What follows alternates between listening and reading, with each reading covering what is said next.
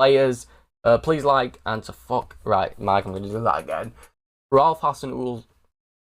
Fucking. that didn't even sound like English, right? Fuck me.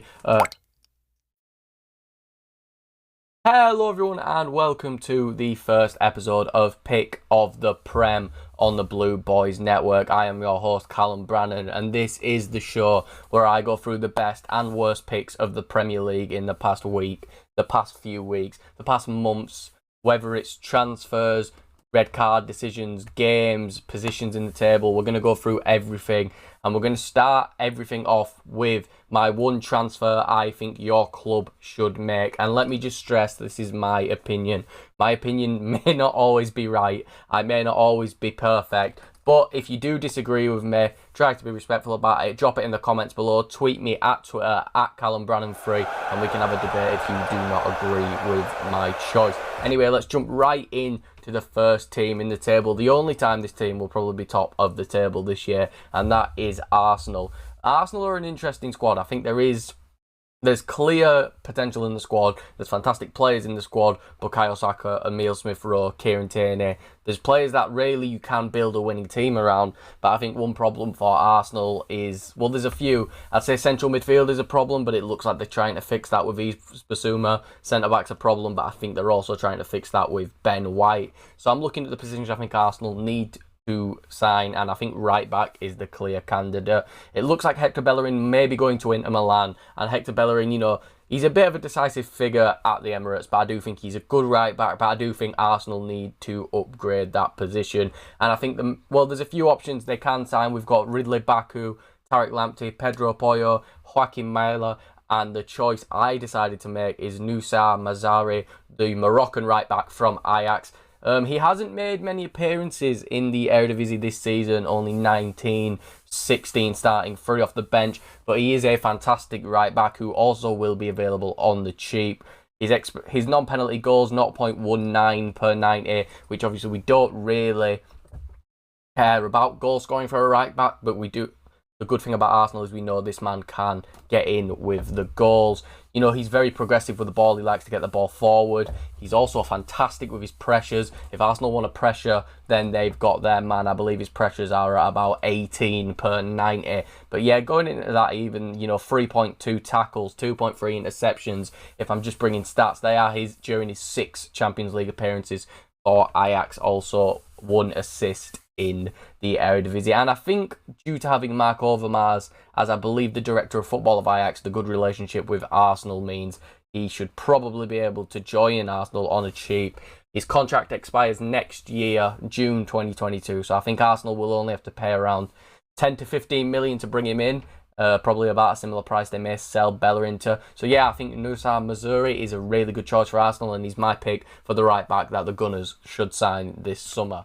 Easy! Moving on to the next team, Aston Villa. Dean Smith's men had a fantastic season last season, including big wins against teams like Liverpool, Arsenal, etc. I think it's quite obvious with Villa. There's a few holes in the squad, but I do think they need to be looking for a Jack Grealish replacement in case Grealish leads. People may think Buendia's that replacement, but I think Buendia's going to be more focused on running the final third play. I think Villa need a winger who can progress the ball forward to Buendia. And there's a few choices that I've been looking at here. There's Mikel Damsgaard, but of course his performances at the Euros have massively boosted his price. Justin Kluivert was another one, but it looks like he may be joining Roma under Jose Mourinho. Daichi Kamada, the Japanese, I've got the word, I don't want to mess up, the Japanese forward from Frankfurt, another fantastic player, and Emile Smith-Rowe, which obviously may be the most unrealistic one, but it's also a target Aston Villa were looking at. But my choice is Sassuolo winger and former Chelsea player Jeremy Boga. A bit of a down season compared to his 19-20 season where he scored 11 goals and got 2 assists for Sassuolo, but he's also fantastic at progressing the ball. He dribbles like 4 times a game. You've got about 8.5 progressive carries a game. If I just look at the stats here, his 4.3 dribbles completed are in the top 1% in Europe's top 5 leagues, and I think that is something Villa could really use with, it's like I said, he's one of the best ball progressing wingers in Europe, has shown a knack for goal in his 1920 season, and he plays for what you would class as a small market team like Sassuolo, even if Sassuolo have constantly overperformed over the past few years. He could also be looking for a return to England with a bigger role in a Premier League team, and I believe Boga would cost Villa maybe around 20 to 25 million, which is a signing I would jump on if I were Aston Villa right Next now are the Bees, the newly promoted Brentford. They finally made it into the Premier League, but one thing they need to do quickly is improve that squad.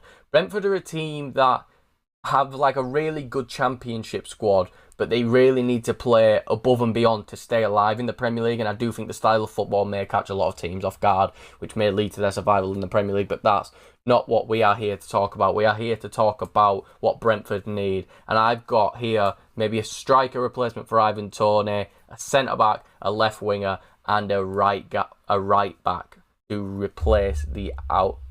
They lost their right back to Midtjylland over the summer on a free transfer, I believe. I forgot his name. His name's escaped me, and that's my bad. But the options I've got is Turkish right back Zeki Çelik. You've got Junior Sambia, Ola Aina, former Fulham, I believe he's still at Fulham right back, Kenny Tete. And my choice is, I believe it's Metz right back, Fabian Centonze.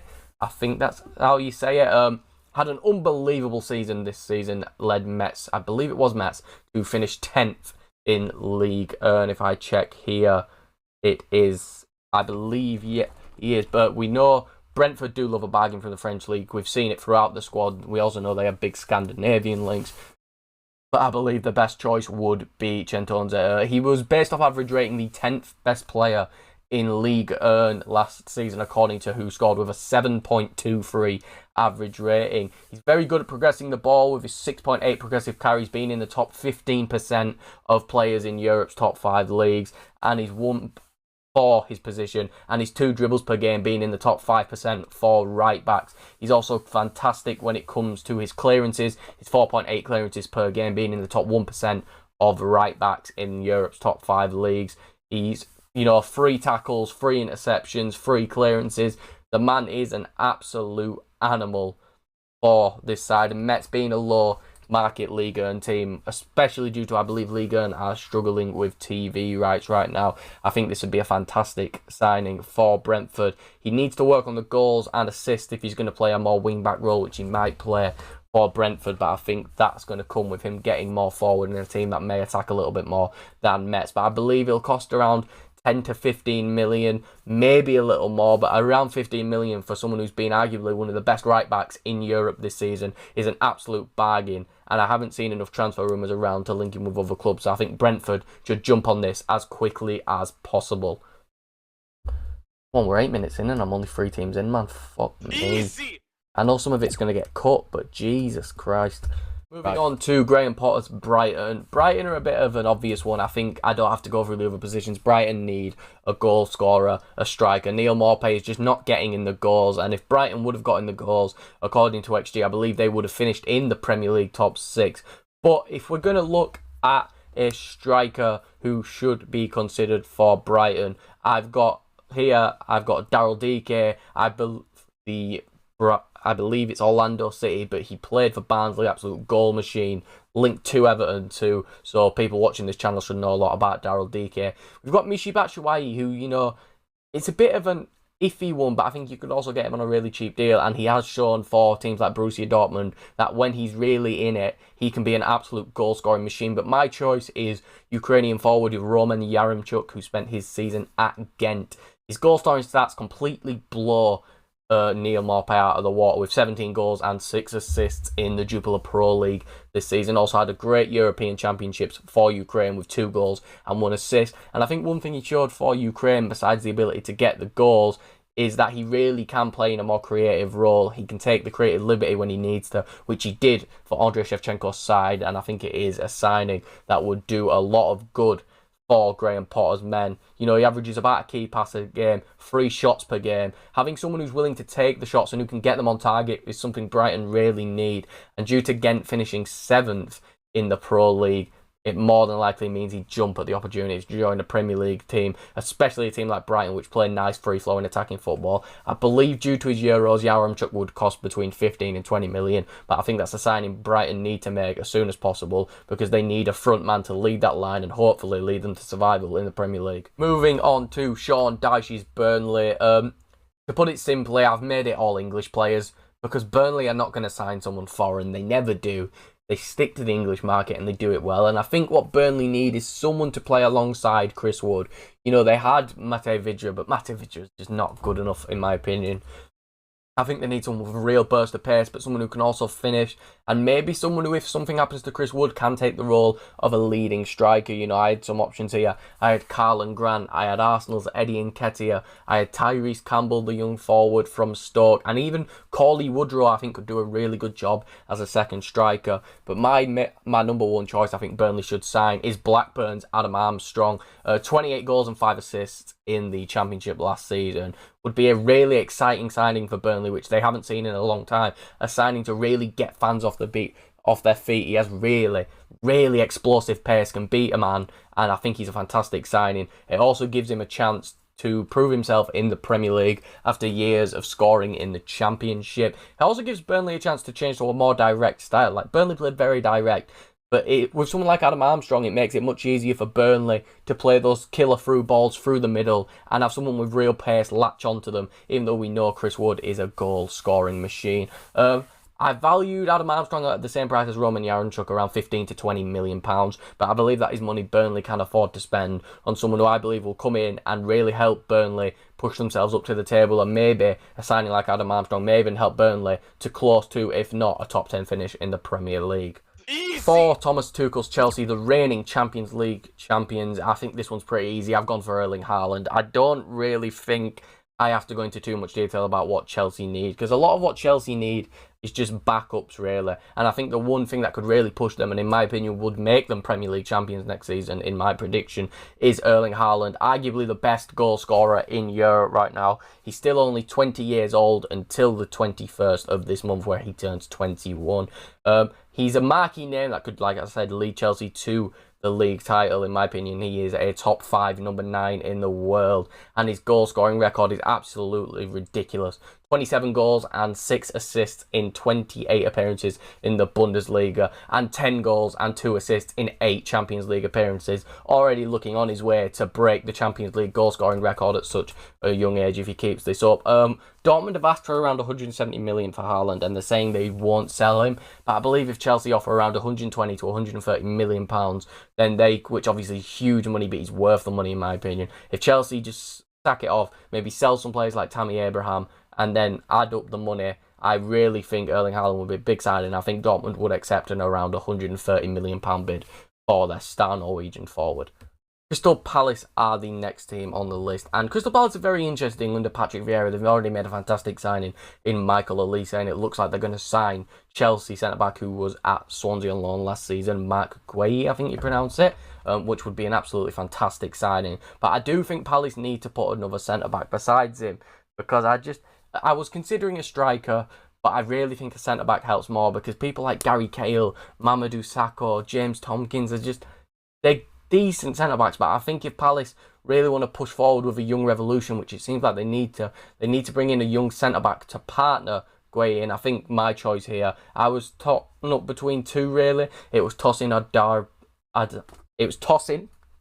who is at Fulham. I don't think he's at loan anymore, they bought him. He's at Fulham but has a release clause of around £10 million, and I think he's going to be the one that Palace may end up signing, but my choice is Argentinian centre-back from Feyenoord, Marcos Senesi. Absolutely fantastic for Feyenoord last season. 2.4 tackles, 2.4 interceptions, 3.6 clearances.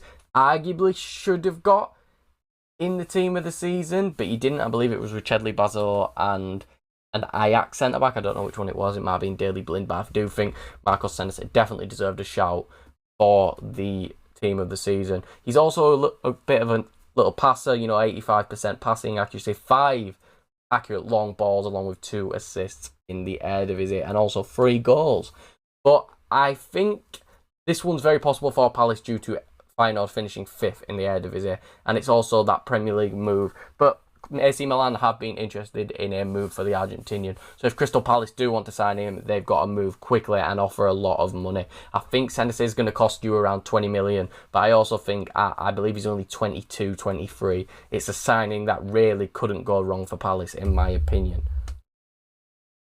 Next up is mine and your favourite team, hopefully. It is the Toffees. It's Rafa Benitez's Everton. A lot of you were probably expecting Denzel Dumfries here, but I don't think right back's more of a priority than a winger. So I've gone with right wing, and some of the names on my list are Anthony, Adama Traore, Dominico Brady, and the choice I made is Leverkusen's winger Leon Bailey, an absolute fantastic player. The Jamaican international scored 9 goals and got 8 assists in this Bundesliga campaign. And he's an absolute menace in front of goal. 0.47 non-penalty goals per 90. He's in the top 5% of wingers in the top 5 league. And I believe it's 3 dribbles completed. He's also in the top 10% of wingers in Europe's top 5 league. He's a fantastic player with absolutely just an abundance of pace, which is something Everton are crying out for. And I think his creative abilities are also underrated. His 0.33 assists per 90 are in the top 10%. His shot creating actions are in the top 25% of wingers. So I think it's a fantastic signing. I think it's something Everton need to do. I believe he's going to cost Everton around 35 to 40 million. He's an expensive player. Leverkusen are a team that are always in and around the Champions League spots in the Bundesliga. And I think it would cost a lot of money to pry him away from Leverkusen, but I think Everton can do it, and I think with a bid of probably around £37 million could pry him away, hopefully, from Leverkusen and really bring some pace into an Everton squad that could be looking for a European finish with all the right transfers in place. Marcelo Bielsa's Leeds United have really impressed everyone this season, in my opinion, and I believe one thing that could take them to the next step to their 9th place finish is signing a central midfielder who can really fit that role of being able to go forward, but he'll also track back. He'll do all the hard work. He'll get the pressures in. And this one, it might shock a few people. Some names on my list were Florian Neuhaus, Ruben Loftus-Cheek, Joey Veerman, Marcus Antonio, but the choice I went for was the man who just spent the last 6 months on loan at Newcastle, Arsenal's Joe Willock. Now, this one might be a bit of a shocker to fans, but Joe Willock had an absolutely unreal time at Newcastle with his that's his Arsenal Europa League stats. I mean, his 3 goals and 3 assists in 5 Europa League appearances for Arsenal showed the player that was hidden, but in his, I believe that's 14 appearances for Newcastle, he scored 8 goals with some very important goals that helped Newcastle arguably stay in the Premier League. His 0.6 goals per 90 puts him in the top 1% of central midfielders, and his non-penalty XG of 0.25 is also in the top 1%. But one thing that is also very impressive,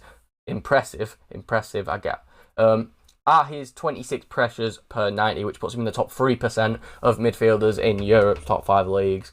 His 2.2 interceptions and 2.6 blocks also put him in the top 5% of midfielders in Europe's top 5 leagues. And this one, it was a 6-month loan, but I do think Willock is the sort of player that could really come into Leeds and under Marcelo Bielsa only get better. Maybe he won't match his goal scoring output in 6 months, but it'll be a very good option for Leeds in the central midfield position. It also had some youth and some real energy in a Leeds team that's already got plenty of it. I believe Arsenal have put a bit asking price of around 20 million, and I think Leeds should pay that 20 million asking price before Newcastle stump up the cash to take him back to St James's Park.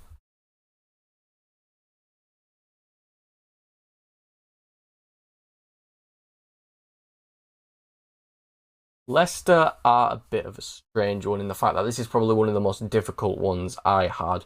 It was really, really hard to do. I was struggling because Leicester have already had a fantastic transfer. Patson Daka, Bubakai Samara.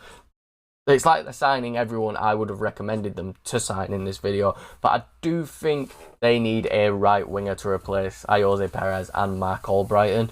Patson Daka may play that role, but I see Daka more as a number 9. So I've decided to go for a right winger for the Foxes here. Some of the options are Jonathan Icone, Jeremy Doku, who was really impressive in his appearances for Belgium, and Gelson Martins. But I eventually went with Brazilian winger David Neres from Ajax. Neres is a fantastic little player, but he's also been hampered. He's only played 25 Eredivisie games, with 15 of them coming off the bench. 6 Europa League appearances, 4 Champions League appearances. But he's also a player that I really think can impress for a team like Leicester. And with a manager like Brendan Rodgers who can really get the best out of players, I think he'd be a great choice. His 0.44 expected assists per 90 are in the top 1% of wingers. His 0.36 non-penalty goals per 90 are in the top 15%. He's a player that really I do think Brendan Rodgers can get the best out of. He may need to tell him to put a little bit more pressure on when he's playing, but I do think it would be a good signing for Leicester for around 20 to 25 million pounds. Have a drink. Shit. Now we move across Stanley Park to the red side of Merseyside. We don't probably talk about these a lot on this channel, but it's one transfer for every Premier League team. And it does hurt to strengthen Liverpool, but I do think they need a Gini Wijnaldum replacement due to him leaving for, I believe it's PSG, who hijacked the Barcelona transfer. Some of the names I've got on this list, Renato Sanchez, Florian Neuhaus, who was previously mentioned, Yves Bissouma, Saul from Atletico Madrid, who looks like he may be going to Barca now, but my choice is Lyon midfielder Houssem Aouar. Aouar is an absolutely fantastic footballer, and I really think Liverpool should try swooping him before Arsenal reignite their interest. He'll cost around £30 million, I believe, is the rumoured asking price from Lyon, and his stats are just through the roof. He's in at least the top 15% of central midfielders for every goal / assist related statistic that you get given here on FB Ref. His progressive carries are also in the top 5%. His dribbles are in the top 1%. His touches in the attacking penalty box, I believe, so in the other team's penalty box, and his progressive passes received are all in the top 1% for central midfielders. So he's clearly got that ability to get forward, to spring a pass. One problem with Houssem Aouar, though, is his defensive work, but under a manager like Jurgen Klopp, he could really turn him into an absolute monster. 7 goals and 3 assists for Lyon last season in League 1 in 30 appearances, 1.3 key passes, 1.5 dribbles, 2.3 shots. An absolutely fantastic player who's still only 23 and is crying out for a move from Lyon for around £30 million. So that's the signing I think Liverpool should make this summer. Harry Kane is my choice for Manchester City. It's simple, really, isn't it? They need a striker. That's it, in my opinion. I think that's literally the only position that the citizens need to improve. Some options I had here were Erling Haaland, Lautaro Martinez, and maybe some cheaper options, Wout Weghorst and Danny Ings. But Harry Kane is the clear choice. 23 goals and 14 assists in 35 Premier League appearances for Tottenham Hotspur. You have 3 goals and 2 assists in 5 Europa League appearances, and 4 goals for the Three Lions in his 7 appearances for England. I hope that's right. I don't seem to remember him scoring 4 goals, but it says he's got 4 goals. An absolutely fantastic player. His attacking metrics are through the roof, which is kind of understanding. His progressive passes are in the top 10% of strikers. So if he's also able to bring people like Raheem Sterling into the game, someone who he showed he had a really good relationship under Gareth Southgate for the England squad, and I believe he still has a few years for his prime. I don't think he's ever going to match this season statistically, but I feel like for City he'd be more your 30 goal a season, maybe 5-6 assist striker than 23 goals, 15 assists, where he had to do everything for Spurs. But they rejected a bid of around £100 million. I think City may have to cough up an extra 20. I think 120 million would make Daniel Levy ship Harry Kane over to the blue side of Manchester. And we'll do a quick transition. We'll keep going over to the red side of Manchester. Manchester United are another team that have really filled their needs, especially with their biggest need, that right wing, with the signing of English phenomenon Jadon Sancho, arguably one of the best right wingers in Europe right now, arguably a top 3 behind Salah and Messi. But if I had to pick for Manchester United, it would be centre-back. Maybe a Pogba replacement, but I think Pogba's going to stay now. So centre-back is what I would go with. Some choices, Rafael Varane, Milan Skriniar, Pau Torres, and Atalanta centre-back Cristian Romero. You would think I'd say Rafael Varane due to the links with the club, but I actually think they should take advantage of Spurs' failures and try to sign French centre-back Jules Koundé, an absolute fantastic centre-back. So soft, a soft touch with the ball, an elegant player. And if the rumours are right, they want to play more attacking football, why not have arguably the best ball progressing centre-backs in the world on your team? I think he's cost around £50 million, but I just think it's a signing, man, you can't ignore. Next to Harry Maguire, who had an absolutely phenomenal Euros for the Three Lions. His ball progressing stats are absolutely ridiculous. He's in the top 10% for centre-backs for all the progressing stats. And I think Jules Koundé for around 50 million is something that Man United should jump on as quickly as possible before more teams register interest in the French centre-back. Ooh, 2 in a row. I flew those out, didn't I? Up is Steve Bruce's Newcastle United. Newcastle are a bit interesting because you may think I'm going to say Joe Willock is the signing Newcastle need to make, but I think Newcastle need a right back. Jacob Murphy as a right wing back is just not good enough, and it's no wonder Newcastle are almost getting relegated when you've got midfielders playing in Matt Ritchie and Jacob Murphy playing as your wing backs. So I think they need to go out and sign a right back. Some of the names I've got here are Jorge Sanchez out of Club America, I believe. Pablo Maffeo, John Joe Kenny is someone we may be able to sell to Newcastle. But the choice I made is Leo Dubois out of Lyon. Maybe a bit of an unrealistic signing for Newcastle, but due to the TV rights issues, as I previously mentioned in Ligue 1, you could see a lot of players being willing to jump ship, and due to Lyon's, I believe they finished 5th or 6th. They had quite a lacklustre season in Ligue 1. Some players could be looking for a move, especially after the departure of players like Memphis Depay. He got 2 goals and 4 assists for Lyon last season. He's also fantastic at progressing the ball in the top 5% of right backs with progressive passes, and he's in around the top 20 to 30% for all the rest of the progressive stats. Wins around a tackle and an interception with about 1.3 clearances per game, and he would only cost Newcastle around 15 million. I know Newcastle have bad memories with some French players signing Florian Thauvin, Remy Cabella, but I do think Leo Dubois, if possible, I think there are some bigger clubs interested, and I do think this could be a real statement of intent for Newcastle if they're able to bring a right back like Leo Dubois to St James's Park. They're back once again. What a surprise. Norwich are back in the Premier League, and I think Norwich need a centre-back. Grant Hanley's not good enough for the Premier League. Ben Gibson, I think, can be, but people may say they need Emi Buendia replacement. They've signed Milo Rashka from Werder Bremen, who I think may be able to do a job. But I think if they want to play the way they played, which is try to beat teams, they need to have, they need to have a defence that can actually stop them from conceding. Tim Krul is still a decent goalkeeper. I think Angus Gunn has got potential to be Premier League quality and has just been put down after that 9-0 defeat to Leicester 2 seasons ago.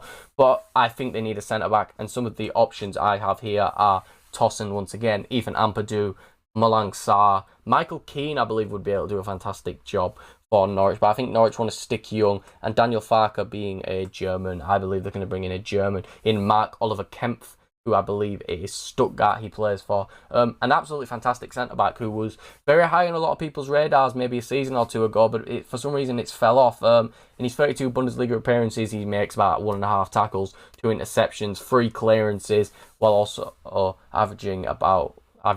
also grabbing an assist for Stuttgart. He's very good at progressing the ball.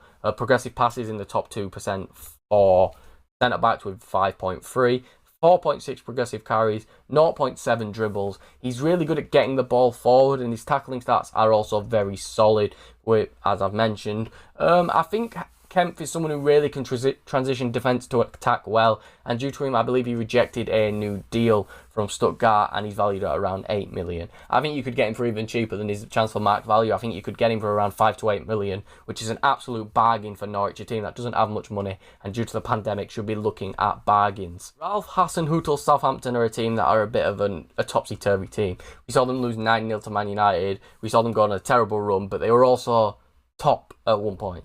I think one thing they need is a goalkeeper. I don't know if Southampton fans disagree, since it looks like they're going to lose Danny Ings, and maybe a striker is what they need. But a real goalkeeper is what they need, you know. Alex McCarthy's decent, but they need a goalkeeper that really can progress them to where they were a few years ago, where they were fighting for Europe for the Europa League in the Premier League. And I think some goalkeepers they need to look at. I think Danny Ward had a fantastic Euros for Wales and maybe needs to be looked at a little bit more, maybe by a lower Premier League high championship team. I think he really has proven that he can be a good shot stopper.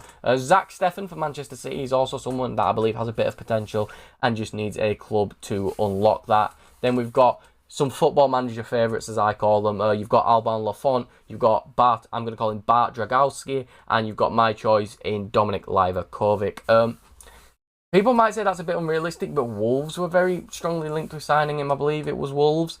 So why can't Southampton sign Livakovic if Wolves can, in my opinion? Livakovic, his stats are a bit inflated for playing in the Croatian league. You know, he's in like the top 1% for every save stat. But he was also fantastic in Dinamo Zagreb's fantastic Europa League campaign, where they also knocked out Spurs, only conceding 8 goals in his 11 appearances. He's still only 26, and like I said, was considered to replace Rui Patricio at Wolves. He's valued at around 13 million, but if we take COVID into account, I believe that may make a team like Zagreb accept a lower amount. So I'd say around 10 to 15 million should get Southampton a real shot stopper on their hands, which could hopefully help them push towards a top 10 finish in the Premier League if the team can keep their gas tank throughout the season. Tottenham Hotspur. It's been a horrible summer for Spurs fans. You know, they thought they were going to get Antonio Conte. Nope. They thought they were going to get all these managers, and they ended up with Nuno Espirito Santo, who I think is a good coach and can do really good things with Spurs if they stop being so pessimistic. But Spurs need a centre-back. You know, they probably do need a striker if Harry Kane leaves, but that's if at this point, and I think centre-backs are also much more important. I've got the names that have been mentioned for signings here. You know, you've got Takehiro Tomiyasu, you've got Maxence Lacroix, you've got these two haven't been linked, but I think they'd also be fantastic. Edmund Tapsoba and Pau Torres. But the signing I think they should make, even though Atalanta want a lot of money for him, it's Christian Romero, arguably one of the most underrated centre-backs in Europe. His statistics are stupid. No centre-back should have that good statistics. If we just take a look at his Champions League defensive statistics, 2.6 tackles, 4.3 interceptions, along with 4 clearances. He was unreal in his 7 Champions League appearances for Atalanta, and in the Serie A it was no different. 3.1 interceptions, 2 tackles, 2.2 clearances. An absolutely fantastic centre-back who Atalanta are going to sign for 16 million euros, but can also see the massive profit which could be on the horizon. He's absolutely fantastic. His 16 pressures are in the top 1%. His 2.8 tackles are in the top 2%. His 2.7 interceptions are in the top 1%. His defensive statistics are through the roof with a Spurs team that seemingly can't defend. And I do think Spurs just need to splash the cash on this. If Jules Koundé rejected them for Champions League football, they may be luckier with Cristiano Romero, who I believe they may have to pay 45 to 50 million for, but he's also still a very young centre-back and would be an unbelievable signing for Nuno's Tottenham Hotspur. Watford are another team back in the Premier League after suffering relegation. Watford have got a pretty good squad. I think there are a few holes in the team. I think goalkeeper, centre-back and central midfielder all positions that they should look at improving. But I've gone for a left winger to play on the opposite flank to Ismaila Sarr, and that's not even considering if Sarr leaves the club. There's a few options. We've got Diego Rossi out in the MLS. Mislav Orsic, who had a fantastic campaign, which, you know, highlighted mostly by his performance against Spurs in the Europa League. You've got Ryan Kent out of Rangers, a player who I really think can offer some dynamism to a team, and Darwin Makis out of Granada, I believe it's Granada, and I'm going to stick to that. But the choice I've made is another Croatian winger in Wolfsburg's Josip Brekalo. Oh, that sounded well cool when I said that. But yeah, Brekalo's a fantastic player, 7 goals and 3 assists in his 29 Bundesliga appearances. Still only 22 years old, and I believe his contract expires in 2 years now, which has led Wolfsburg to consider selling him. About 1.3 key passes a game, 1.6 shots a game. He's fouled basically once a game, and his 0.33 non-penalty goals are in the top 20% of wingers. Watford can't be looking for real high-level wingers because they are Watford. They're a team that's just been promoted. But I feel like Brekalo is someone who could turn into that. And for a rumoured price of around £12.5 million, I think that's a bargain that Watford really need to look at, especially since it will give them another goal scorer along with Ismail Assar, and I believe Emmanuel Dennis is going to be the one who plays up front for Watford. For David Moyes' West Ham, who are just coming off a sixth place finish and a fantastic campaign. Their position of need is Jesse Lingard. It's pretty obvious, really, isn't it? Jesse Lingard is what West Ham need. They need him back. His 0.59 goals are in the top 2%. He scored 9 goals and got 4 assists in 16 appearances for the Hammers, which is absolutely ridiculous.